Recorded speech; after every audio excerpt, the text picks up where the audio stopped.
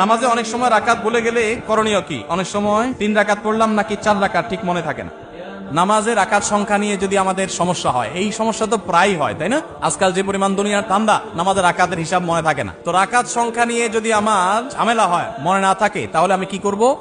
আমি দেখব যে আমার কোনটার দিকে প্রবল ধারণা জাগে। 3 রাকাত আর 4 রাকাত দুটা নিয়ে সন্দেহ হচ্ছে। আমার বেশিরভাগ মনে হচ্ছে 4 রাকাত, তাহলে আলহামদুলিল্লাহ 4 রাকাতই আমি ধরে নিব। আর যদি বেশিরভাগ মনে হয় 3 রাকাত, তাহলে 3 রাকাতই আমি ধরে নিব। প্রবল ধারণা যেটা হবে সেটা আমি ধরে নিব এবং শেষে সিজদা সাও দিয়ে নিব। আর যদি আমার 3 এবং 4 এর মাঝখানে আমি দাঁড়ায় থাকি 50-50, 3 এর দিকেও মন আগায় না, 4 এর দিকেও মন আগায় না, 2 এর দিকেও মন আগায় না, আবার 3 এর দিকেও মন আগায় না, এরকম যদি হয় তাহলে কমটা ধরে নিন। পরিষ্কার হাদিসে নবী সাল্লাল্লাহু আলাইহি ওয়াসাল্লাম নির্দেশনা রয়েছে ব্যাপারে। যেমন 3 আর 4 নিয়ে যদি ডাউট হয় এবং 50-50 থাকেন, মাঝখানে দাঁড়ায় আছেন, কোনো দিকে মন টানে না, তাহলে আপনি 3 ধরে নেবেন। 3 ধরে নামাজ শেষ করবেন, শেষে সিজদা সাও দিয়ে দিবেন, বাস নামাজ হয়ে যাবে ইনশাআল্লাহ।